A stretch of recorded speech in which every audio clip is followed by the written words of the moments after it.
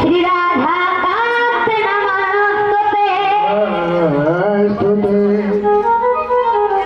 तप्त कांचन गौरांगी श्री राधे वृंदावनेश्वरी व्रतभानुसुते देवी प्रणमामि हरि प्रिये।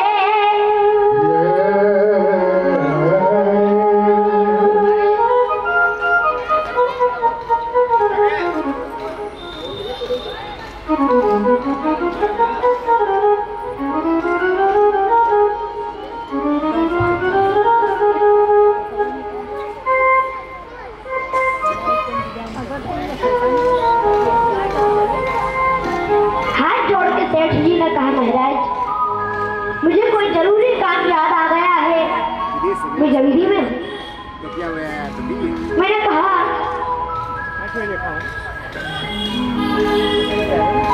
सेठ जी ने कहा, महाराज मैं जल्दी में हूँ, क्षमा करना आपसे पहले भोजन कर लिया। मैंने कहा कोई बात नहीं सेठ जी, आप भोजन करिए, हम भी भोजन कर लेंगे। लेकिन मैंने देखा सेठ जी भोजन में क्या खा रहे हैं, देखा तो मूंग की दाल के साथ रूखा फूका। मैंने कहा सेठ जी आपके पास इतना धन, इतना वैभव, लेकिन फिर भी आप ये भोजन कर रहे हैं। हाथ जोड़कर सेठ जी ने कहा, महाराज धन की तो कोई कमी नहीं है, लेकिन डॉक्टर से do not use the clarified butter to eat food। Doctor ने मना किया है कि रोटी घी से चिपड़ कर भी नहीं खानी है, नहीं तो क्या होगा, क्या होगा, बोले ब्लड प्रेशर हाई हो जाएगा, बीमारी और बढ़ जाएगी। तन से दुखी इसलिए है क्योंकि तन रोगी हो गया है। हाँ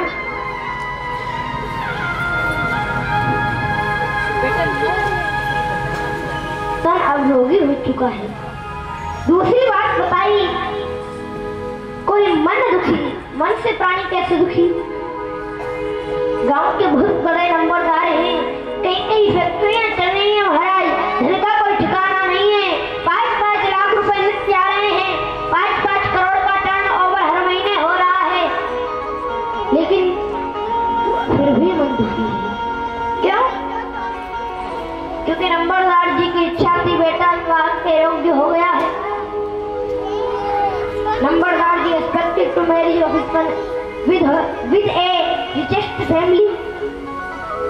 नंबरदार जी की इच्छा थी कि बेटे का विवाह, बेटे का संबंध किसी अच्छे खानदान से हम करेंगे, किसी भक्त खानदान की बेटी को घर में बहू बना कर लाएंगे, घर को ही मंदिर बना लेंगे। अब तक तो हमने जीवन निकाला था संसार के कार्यों में, लेकिन अब पूरा परिवार मिलकर उस प्रभु का भजन करेगा।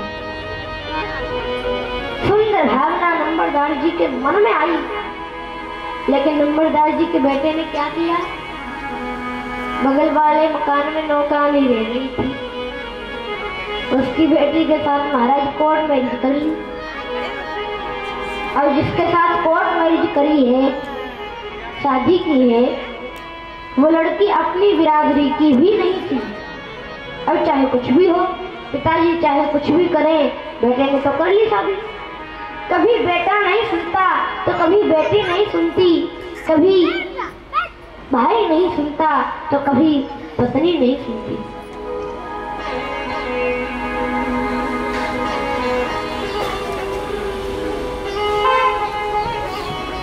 इसलिए मन बड़ा दुखी रहता है।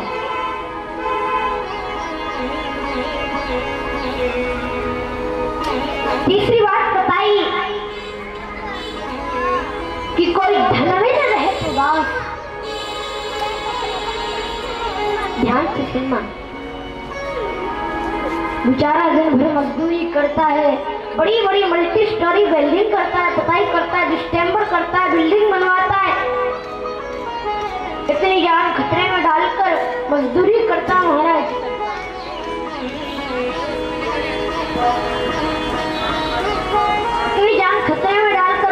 मजदूरी करता है, शाम को 500 रुपए मजदूरी के लिए। घर पर आकर के देखा पत्नी बीमार है, 200 रुपए डॉक्टर को दे दिए। छोटा सा बालक ट्यूशन से आया, बोला पिताजी 300 रुपए फीस के दे दो।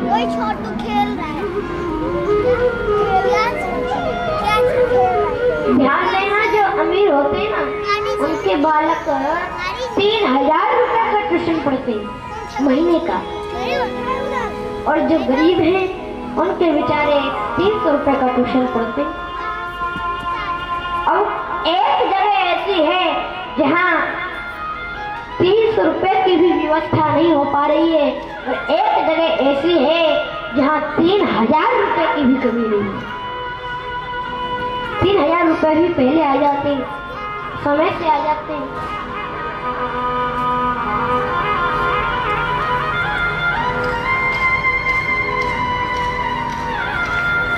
अब मजदूर बेचारा 250 रुपए बच्चे को दे दिए। अब बच्चे 50 रुपए, कितना बचे?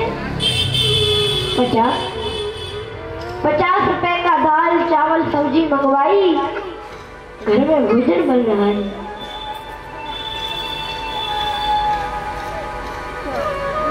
घर में भोजन बन रहा है महाराज। कल की भोजन की व्यवस्था हो पाएगी कि नहीं, कोई गारंटी नहीं।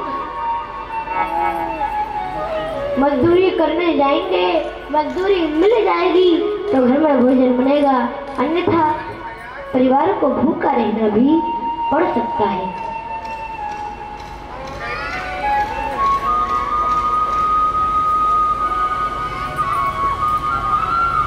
The poor riverman hard work daily but he is not a rich person. बेचारा कठिन मजदूरी करता है लेकिन फिर भी धनवान नहीं। इसलिए कहते हैं कोई धनवान रहे तो उदास, और इन सबको साइड में रखते हैं। थोड़े थोड़े सब दुखी,